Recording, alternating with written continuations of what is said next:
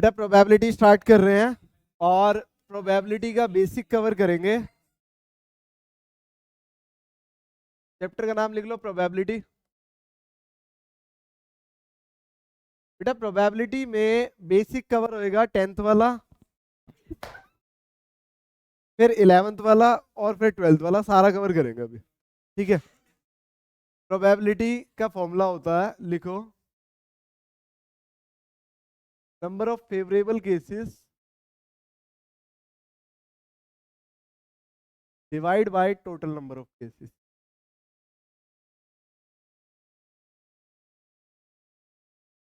ये प्रोबेबिलिटी का फॉर्मूला है, number of favourable cases divide by total number of cases. ये फॉर्मूला आपने 10th और 11th में भी पढ़ा था। अब प्रोबेबिलिटी के अंदर दो टाइप की प्रोबेबिलिटी आती है। एक होती है हैपेंड प्रोबेबिलिटी और एक होती है नॉट हैपेंड प्रोबेबिलिटी। मतलब किसी चीज के होने की प्रोबेबिलिटी और किसी चीज के ना होने की प्रोबेबिलिटी। फॉर एग्जांपल आज बारिश आएगी 50%, तो बारिश नहीं आएगी 50%। आज धूप निकलेगी 70%, फिर नहीं निकलने की। तो प्रोबेबिलिटी में दो चीजें होती है, एक होती है किसी चीज के होने की प्रोबेबिलिटी जिसे हम पी बोलते हैं, सक्सेस को, और क्यू बोलते हैं फेलियर को। पी होने की प्रोबेबिलिटी। अगर आपको नहीं होने की प्रोबेबिलिटी निकालनी है या होने की प्रोबेबिलिटी निकालनी है और नहीं होने की पता है, तो 1 में से आप क्यू माइनस करके पी की वैल्यू निकाल सकते हो। क्यू है यहाँ पे फेलियर, पी है सक्सेस। 1 में से किसी चीज के ना होने की प्रोबेबिलिटी माइनस करेंगे, होने की आ जाएगी। और अगर ना होने की निकालनी है तो 1 में से हैपेंड प्रोबेबिलिटी को माइनस कर देते हैं, किसी चीज के होने की प्रोबेबिलिटी। तो एक फॉर्मूला ये भी होता है, P plus Q equal to 1। बेटा एक फॉर्मूला ये भी होता है, प्रोबेबिलिटी होने और ना होने की मिला के सम 1 मानते हैं हमेशा। प्रोबेबिलिटी का आंसर कभी भी 1 से बड़ा नहीं आता। प्रोबेबिलिटी का मैक्सिमम आंसर 1 आ सकता है या उससे कम आ सकता है। इसके अलावा क्वेश्चन में अगर कहीं पे वर्ड मिलेगा ड्रोन, तो फिर कॉम्बिनेशन लगेंगे। कॉम्बिनेशन वो कॉम्बिनेशन है जो आपने 11th क्लास में परम्यूटेशन कॉम्बिनेशन में पढ़े थे, इसको मैं अभी एक्सप्लेन कर दूंगा अच्छे से। और अगर क्वेश्चन कहेगा कुछ थ्रो हुआ है, तो बेटा केसेस बनेंगे।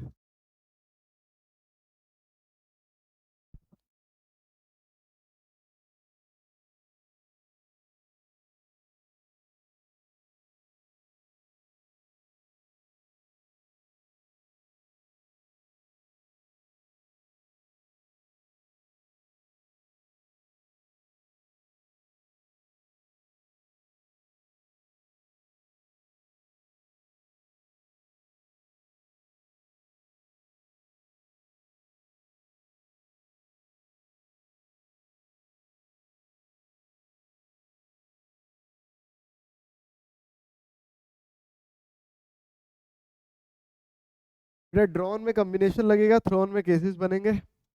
और में अगर कहीं पे और वर्ड आता है तो बेटा प्लस करते हैं, और कहीं पे एंड वर्ड आएगा तो मल्टीप्लाई करते हैं।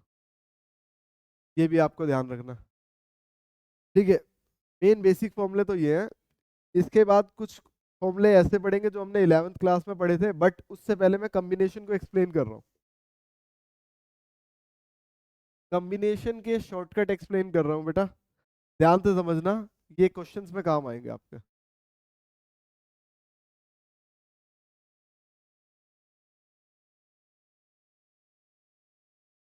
कॉम्बिनेशन का फॉर्मूला होता है NCR.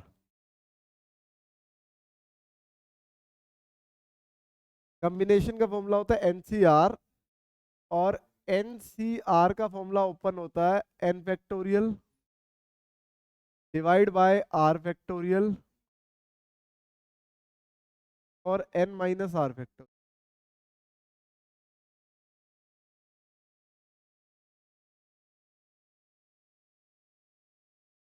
NCR n factorial divide by r factorial n minus r factorial.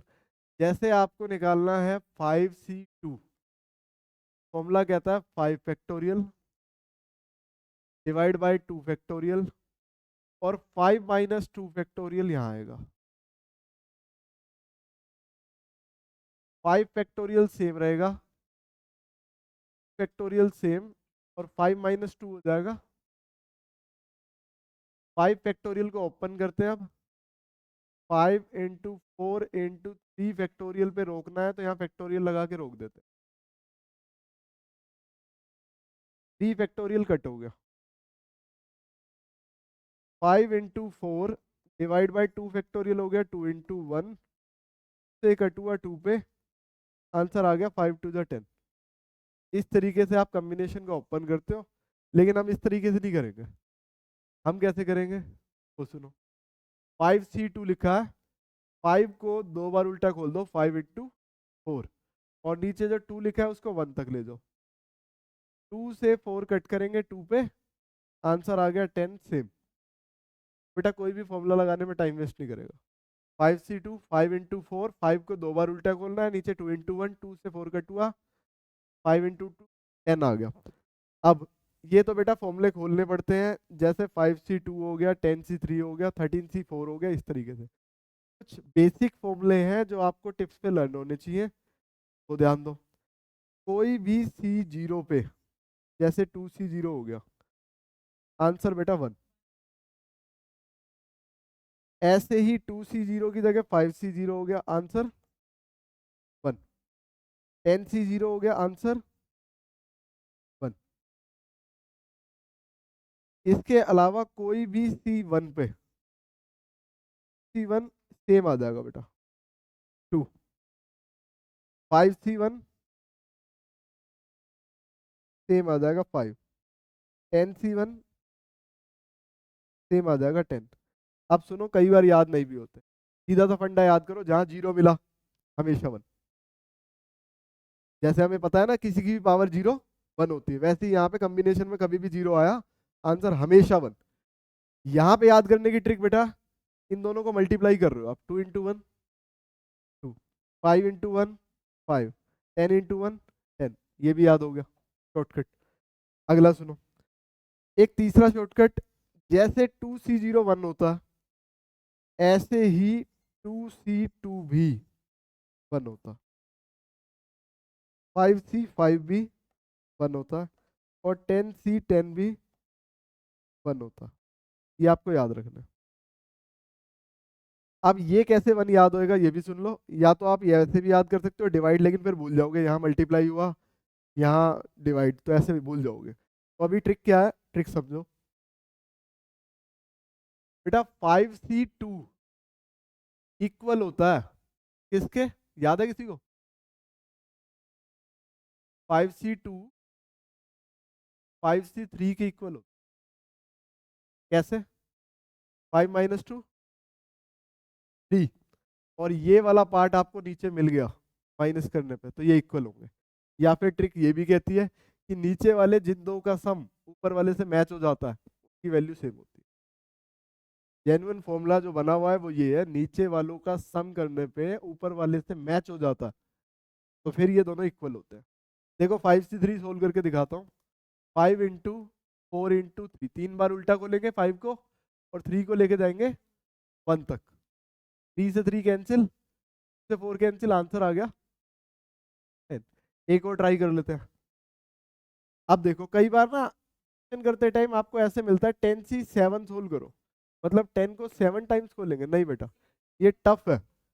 हम करेंगे 10C3, ये इजी हो जाता है। 10 9 8, और 3 को खोलेंगे 3 इंटू 2 इंटू 1।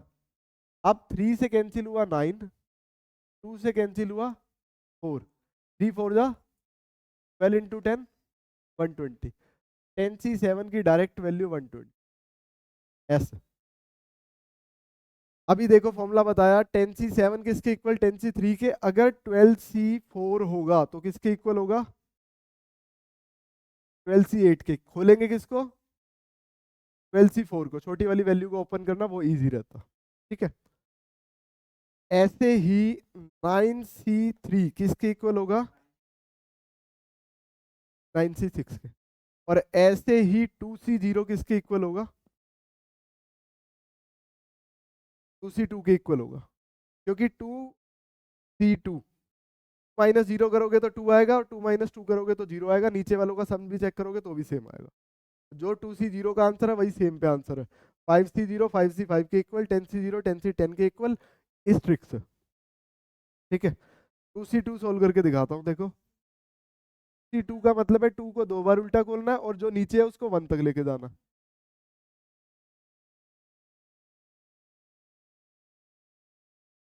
फॉर्मूले से देखो, फैक्टोरियल डिवाइड बाय 2 फैक्टोरियल और 2 माइनस 2 फैक्टोरियल। फैक्टोरियल सेम, नीचे 2 factorial same, 2 minus 2 0 factorial. 0 factorial की वैल्यू बेटा 1 होती है, आंसर आ गया 1। ठीक है, कॉम्बिनेशन तो इसमें क्लियर हो गया होगा। आगे बढ़ते हैं प्रोबेबिलिटी के बाकी फॉर्मूलों पे। नेक्स्ट पे आओ।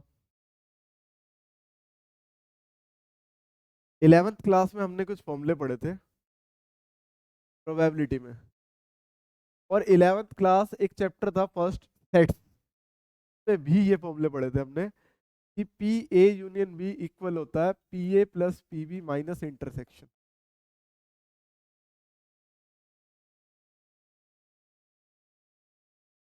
बेटा यहाँ पे कॉमन लिखा हुआ है P A intersection B, union होता है ए और बी वाले सारे। एक बार इसका बेसिक भी समझ लेते हैं। बेटा मैथ्स पढ़ने आए 4 बच्चे, A B C D. Maths की ट्यूशन चल रही थी, इतने में 2 बच्चे और आ गए अकाउंट्स पढ़ने के लिए। इन बच्चों ने बोला हमें अकाउंट्स पढ़ना। मैथ्स के बच्चे कितने थे? 4, A B C D. Accounts पढ़ने के लिए 2 बच्चे आए, ई और एफ। इन्होंने बोला हमें अकाउंट्स पढ़ना है।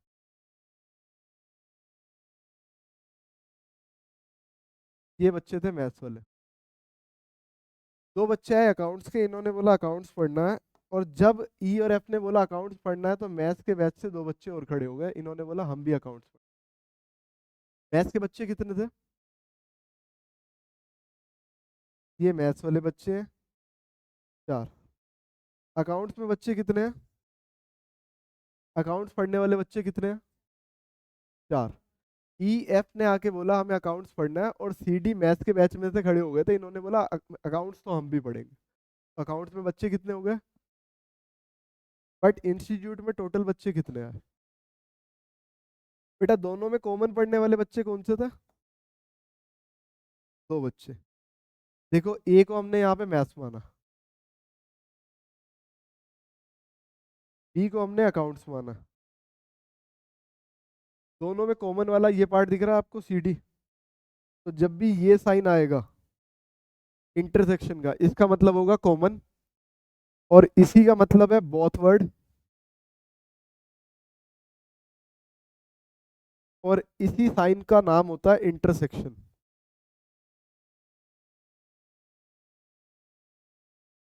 इस साइन को इंटरसेक्शन बोलते हैं।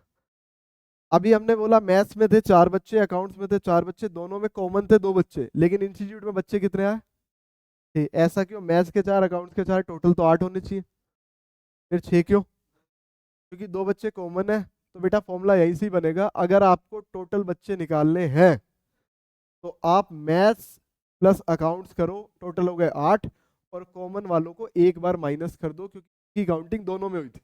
जब आपने मैथ्स में काउंटिंग की थी सीडी आए थे, अकाउंट्स में काउंटिंग की थी तब भी सीडी आए थे। सीडी की काउंटिंग 2 बार हुई है, मैथ्स में भी अकाउंट्स में भी, तो एक बार माइनस करना पड़ेगा।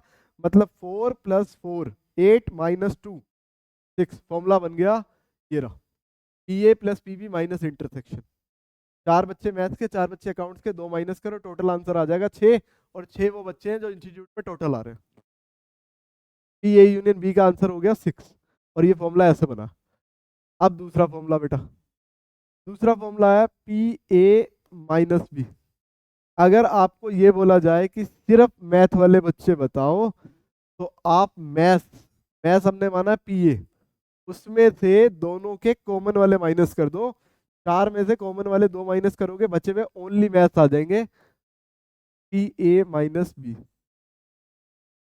तो कॉमन वाले बेटा पी ए इंटरसेक्शन बी है, पी ए माइनस बी, मतलब अगर सिर्फ ओनली मैथ्स निकालना हो तो फॉर्मूला है पी ए माइनस इंटरसेक्शन।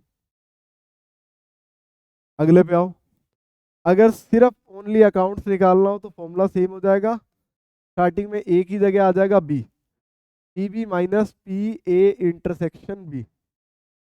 ये फॉर्मूला हो गया ओनली अकाउंट।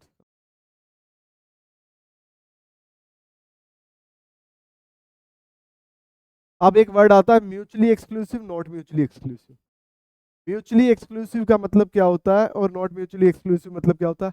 अच्छा बेटा एक बात और, ये जो हमने यूनियन लिखा है पी ए यूनियन बी, जो हमने माइनस करके फॉर्मूले में से निकाला है, इसका नाम भी लिख लो। इसका नाम होता है, एटलीस्ट वर्ड आता है तो ये निकालते हैं, यूनियन वर्ड आता है तो भी ये निकालते हैं। ये दोनों वर्ड इसी के लिए, यूनियन और एटलीस्ट। साइन को बोलते हैं union, P A union B. अब एक वर्ड आता है म्यूचुअली एक्सक्लूसिव, अगर कॉमन आएगा तो फिर नॉट म्यूचुअली एक्सक्लूसिव, और कॉमन नहीं आएगा तो फिर म्यूचुअली एक्सक्लूसिव, अपोजिट चलेंगे। यहाँ पे कॉमन वाला लिखा हुआ था ना कि ए इंटरसेक्शन बी, तो इसे बोलेंगे नॉट म्यूचुअली एक्सक्लूसिव। इसके सामने लिख लो नॉट म्यूचुअली एक्सक्लूसिव। अगर कॉमन है तो फिर नॉट म्यूचुअली एक्सक्लूसिव, और अगर कॉमन फॉर्मूले में नहीं लिखा होगा, मतलब अब फॉर्मूला हो गया पी ए यूनियन बी का simple, P A plus P B, simple दोनों ऐड हो गए, दोनों में कॉमन कुछ था ही नहीं, तो फिर ऐसे को बोलते हैं नॉट म्यूचुअली एक्सक्लूसिव। फॉर्मूला लिख के इसके नाम सामने ये भी नोट करना,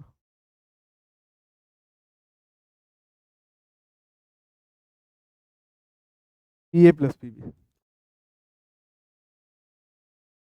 ऐसा केस कब होता है? हाँ जी बेटा। हाँ यहाँ कॉमन नहीं है तो ये म्यूचुअली एक्सक्लूसिव है, यहाँ नोट नहीं आएगा, ये ठीक करो। यहाँ पे P A plus P B mutually exclusive है। अब सुनो, अगर इन केस मैथ्स और अकाउंट्स में कोई कॉमन ही ना होता,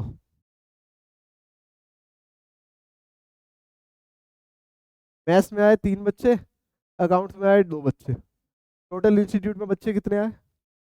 दोनों में कोई कॉमन था, तो फॉर्मूला ये वाला है, P A union B equal to P A plus P B mutually exclusive. Direct दोनों को ऐड कर देंगे, कॉमन नहीं आता ऐसे केस में। अगला फॉर्मूला बेटा,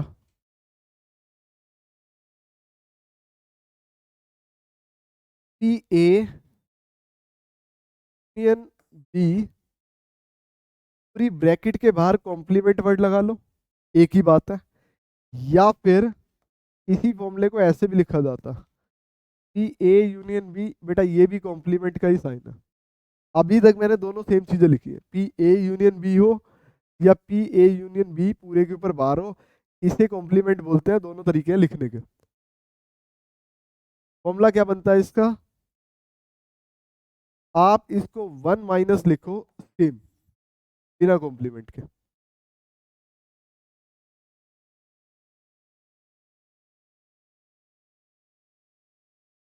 1 माइनस सेम, यूनियन था ना, 1 minus P A union B, ऐसे डायरेक्ट लिख सकते हो।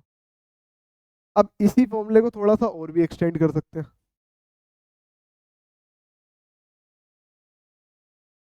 तो ऐसे दे देता हमें, इससे पहले एक टर्म और भी आ जाती है, ए कॉम्प्लीमेंट बी कॉम्प्लीमेंट और मिडिल का साइन अपोजिट, एक ही बात है। ए कॉम्प्लीमेंट बी कॉम्प्लीमेंट दोनों के ऊपर कॉम्प्लीमेंट है, मिडिल का साइन अपोजिट है। इसको लिखने का तरीका क्या है? आप मिडिल का साइन अपोजिट करके पूरे पे कॉम्प्लीमेंट कर सकते हो, मिडिल का साइन अपोजिट करके पूरे पे कॉम्प्लीमेंट, या इसको पूरे के ऊपर बार भी लिख सकते हैं, और इसको सोल्व करने का तरीका 1 minus P A union B होता है। नोट करो ये।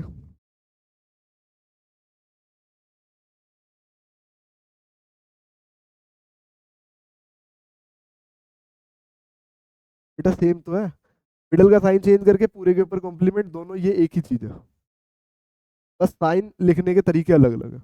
ये ऐसे भी साइन लगा सकते हैं, ऐसे भी साइन लगा सकते हैं।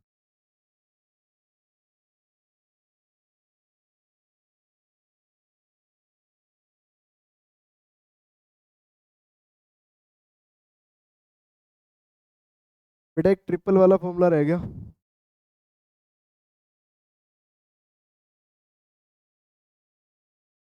अगर आपको कभी इंटरसेक्शन निकालने के लिए कह दिया जाए तो इसका एक फॉर्मूला होता है P A into P B, लेकिन ये हर बार ही नहीं लगाया जाता। ये फॉर्मूला कब लगाया जाता है? जब क्वेश्चन में ये बात लिखी हुई आती है कि A and B are independent event.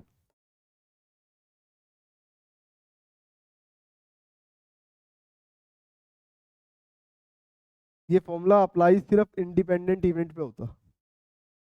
P A intersection B equal to P A into P B. मतलब इसका यूज इस फॉर्मूले में किया जाता है इस जगह पे। पी ए इंटरसेक्शन बी को आप P A into P B लिख देते हो अगर क्वेश्चन में ये वर्ड लिखा हुआ आता है A and B are independent event. इसके अलावा बेटा एक ट्रिपल वाला फॉर्मूला होता है P A union B union C equal to P A plus P B plus P C minus A intersection B minus B intersection C minus C intersection A plus A intersection B intersection C. ये formula है 3 वाला। बेटा यहाँ पे Venn diagram हम 12th में नहीं पढ़ते, वो 11th में ही पढ़ते हैं, तो यहाँ आंसर इससे निकल जाता है। ठीक है। इसके अलावा दो छोटे से फॉर्मूले जो हमने थोड़ी देर पहले भी पढ़े थे कि पी सक्सेस होता है क्यू फेलियर होता है। अगर आपको क्वेश्चन कह रहा है पी ए नॉट निकालो तो 1 माइनस पी ए करके आप पी नॉट ए निकाल सकते हो। अगर क्वेश्चन कहता है पी नॉट बी निकालो तो 1 माइनस पी बी करके। और एक चीज और बेटा, इस फॉर्मूले को रिटर्न में भी दे सकते हैं।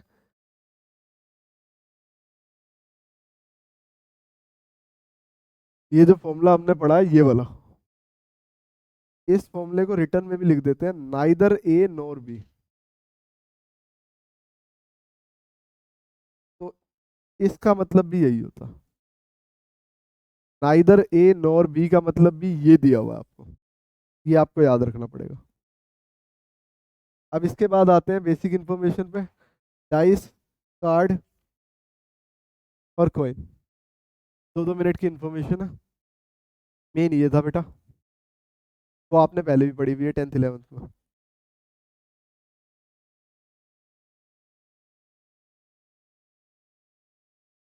देखो कार्ड्स के बारे में बात करते हैं। बेटा टोटल कार्ड्स होते हैं 52। 52 में 26 होते हैं रेड कलर के और 26 होते हैं ब्लैक कलर के। 26 रेड में 13 होते हैं हार्ट के और 13 होते हैं डायमंड के। ब्लैक में 13 होते हैं स्पेड के और 13 होते हैं क्लब के। अभी प्रॉब्लम ये है कि यहाँ पे याद नहीं रहता कि रेड कलर के कार्ड कौन से हैं और ब्लैक कलर के कार्ड कौन से हैं, तो फिर याद कैसे रखोगे? बेटा हार्ट किस कलर का होता है? हार्ट रेड कलर का होता। बेटा हार्ट रेड कलर का होता।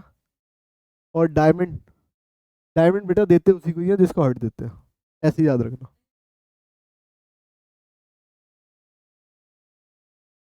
जो क्या बट याद हो जाना चाहिए, पेपर में ऐसी दिक्कत नहीं होनी चाहिए। और बेटा ब्लैक क्लब में कब जाते हैं? रात को जाते हैं बेटा।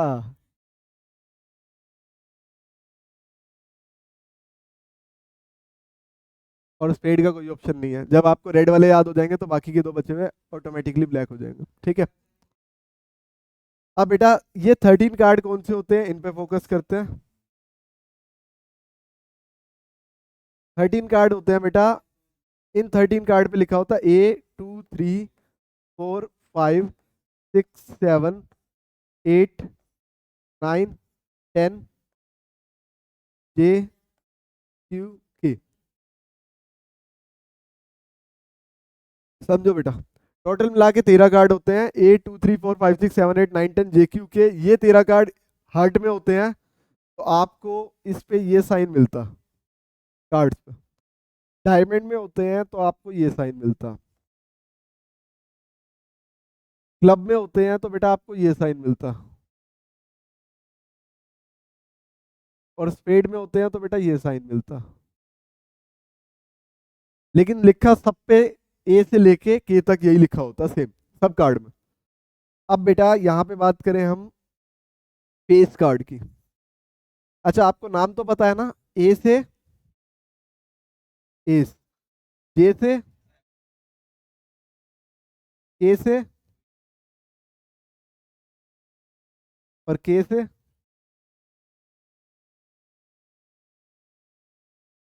डन बेटा। अब बात करते हैं बेटा फेस कार्ड की।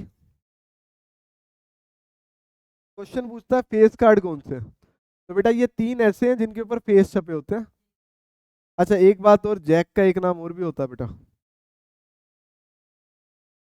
स्लेव। एक नाम और भी होता है बेटा,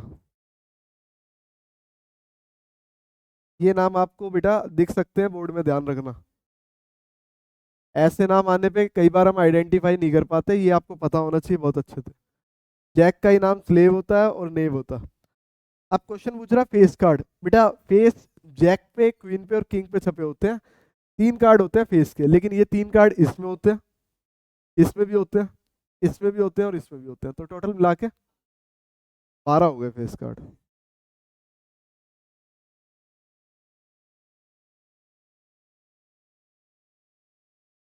अब बेटा एक नाम और भी आता है ओनर कार्ड। जब वर्ड आ जाता है ओनर कार्ड तो यहाँ पे बेटा 4 कार्ड इंक्लूड हो जाते हैं, ए भी हो जाता है इंक्लूड। तो जे क्यू के साथ अगर ए को भी इंक्लूड करें तो टोटल हो गए 16 कार्ड, जिसमें इंक्लूड है ए, जे, क्यू और के। और इसमें इंक्लूड थे सिर्फ जे, क्यू और के। ये थे बेटा। फेस कार्ड पता लग गया, ओनर कार्ड पता लग गया। अब इसके आगे बेटा कार्ड्स की इंफॉर्मेशन तो फिनिश होगी।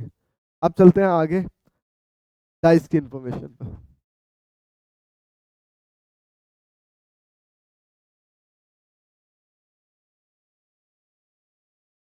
डाइस की इंफॉर्मेशन है बेटा 6 की पावर n। 6 की पावर n क्यों? क्योंकि अगर आप एक डाइस फेंकते हो तो फॉर्मूले के अकॉर्डिंग बेटा 6 सैंपल स्पेस बनते हैं। क्या क्या बनेंगे? 1 2 3 4 5 6। लेकिन अगर डाइस आपने 2 फेंके तो फिर 6 की पावर 2 हो जाता है और केसेस हो जाते हैं 36। लेकिन अगर आपने डाइस 3 फेंके तो फिर 6 की पावर 3 हो जाता है, केसेस हो जाते हैं 2 1 6। बेटा मैक्सिमम 3 डाइस फेंके जाएंगे, 3 से ऊपर डाइस नहीं फेंके जाएंगे। अब डाइस में सबसे काम की चीज क्या है? अगर क्वेश्चन ये कहता है कि 2 डाइस फेंके और 2 डाइस फेंकने पे मिनिमम सम कितना आ सकता है, और उस सम पे कितने केसेस बन सकते हैं, और कितने सैंपल स्पेस बन सकते हैं, ये बनता है बेटा क्वेश्चन। 2 डाइस पे बनता है क्वेश्चन, 3 डाइस पे बहुत कम बनता है, रेयर बनता है, और वो इजी कैलकुलेशन होती है, वो आप कर सकते हो। लेकिन 2 डाइस पे बहुत ज्यादा क्वेश्चन बनते हैं तो शॉर्टकट आपको याद होने चाहिए। अगर 2 डाइस फेंके मिनिमम सम 2 आया तो फिर केस कितने होंगे? एक केस होगा। क्या केस बनेगा? सम 2 तभी आ सकता है जब दोनों डाइस पे 1 1 हो। सम 3 आने के कितने केस बनेंगे? 2। क्या केस बनेंगे? पहले पे 1, दूसरे पे 2, पहले पे 2, दूसरे पे 1। तो बेटा देखो, सम 2 आने के केस कितने, से एक कम कर दिया। सम 3 आने के 2 हो गए। सम 4 आने के कितने हो जाएंगे? क्या बनेंगे? 2, 3, 1, 1, 3। बेटा सम 5 आने के कितने केस बनेंगे? बना लोगे? सम 6 आने के कितने केस बनेंगे? सम 7 आने के कितने केस बनेंगे? सम 8 आने के कितने केस बनेंगे? सम 9 आने के? सम 10 आने के? सम 11 आने के? और सम 12 आने का? बेटा दो डाइस का मिनिमम सम 2 होता है और मैक्सिमम सम 12 होता है।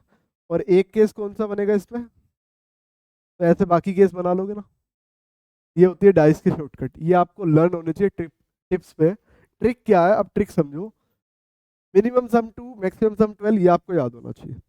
हमेशा एक कम चल रहा है, 2 पे 1, 3 पे 2, 4 पे 3, 5 पे 4, 6 पे 5, 7 पे 6। इसके बाद रिवर्स काउंटिंग जाएगी 1 से। 1 से शुरू, 1 पे एंड, 6 तक मैक्स जाएगी, 6 से कम जाएगी। फिर उसके बाद क्योंकि एक डाइस पे 6 फेज होते हैं, मैक्सिमम 6 तक जाएगी, 6 के बाद एक एक कम करते जाना। यहाँ तक तो आप इजीली बता देते हो, सम 7 का एक कम 6। लेकिन इसके बाद आप यहाँ पे कंफ्यूज हो जाते हो, और ट्रिक अगर याद नहीं होती तो फिर टाइम वेस्ट होता है, और याद होती है और भूल गए तो फिर दिक्कत हो जाती है। तो याद रखना, 7 तक 6 जाएगा, जैसे ही एक एक्सटेंड होएगा रिवर्स उल्टा चलना स्टार्ट कर देना। 8 पे 5 केस, 9 पे 4, 10 पे 3, 11 पे 2, 12 पे 1। ठीक है, ये थी डाइस का शॉर्टकट। आगे चलते हैं, लास्ट कॉइन का शॉर्टकट।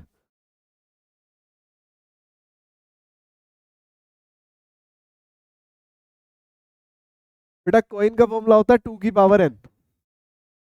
की पावर n मतलब अगर एक कॉइन फेंका तो 2 की पावर 1, टोटल केस 2। दो कॉइन फेंके तो 2 की पावर 2, टोटल केस बेटा 4 बन जाता है। 3 कॉइन फेंके की पावर 3, टोटल केस हो गए 8। और अगर 4 कॉइन फेंकेंगे तो लगे बेटा मैक्सिमम 3 ही फेंके जाते हैं, रेयर हो सकता है 4 फेंक दे कुछ। 4 से ऊपर नहीं जाएंगे बिल्कुल भी। ठीक है,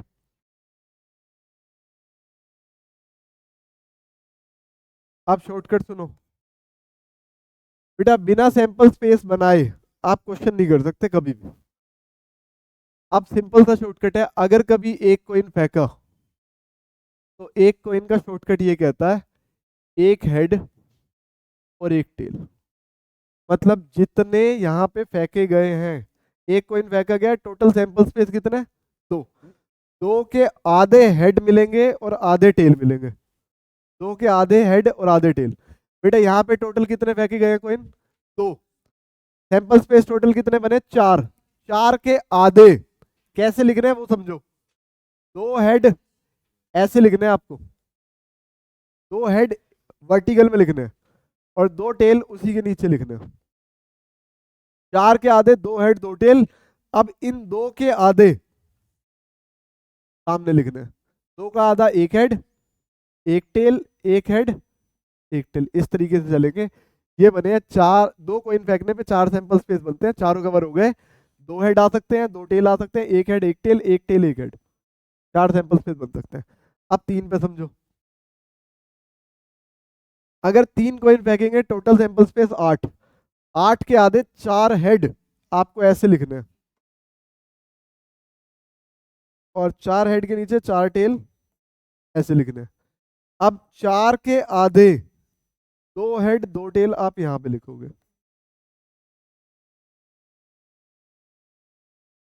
अब इन 2 के भी आधे, एक हेड एक टेल आप यहां लिखोगे। बेटा कब तक हाफ हाफ करते जाना है? जब तक एक एक नहीं हो जाते। कब तक हाफ हाफ करते जाना है? जब तक एक हेड एक टेल तक नहीं पहुंच जाते आप। और देखो टोटल 8 केस कवर हो चुके हैं, 4 हेड 4 टेल टोटल मिला के ये 8 केस है। 3 कोइन इकट्ठे फेंके, हो सकता है तीनों पे हेड है, हो सकता है तीनों पे टेल है, सारे कवर हो गए। 4 वाले आप बना लो फटाफट जल्दी से, प्रोबेबिलिटी का बेसिक खत्म हो गया बेटा।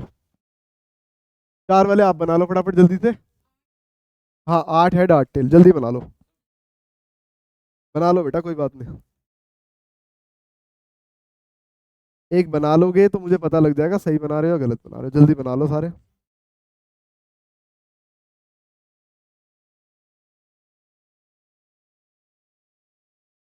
बेटा अभी कुछ फॉर्मूले हो रहे हैं लेकिन वो टॉपिक वाइज चलेंगे। कल हमारा टॉपिक है प्रोबेबिलिटी का पहला कंडीशनल प्रोबेबिलिटी, और कंडीशनल प्रोबेबिलिटी के फॉर्मूले टॉपिक से पहले ही बताऊंगा, उसकी बेसिक अलग है। ये प्रोबेबिलिटी पूरे चैप्टर के बेसिक थे जो कहीं भी यूज हो सकते हैं। टोटल मिला के प्रोबेबिलिटी में 8 टॉपिक थे, जिसमें से एक कट हो गया या 2 कट हो गए, वो हम देख लेंगे करते टाइम। और चलो बस ये नोट करो,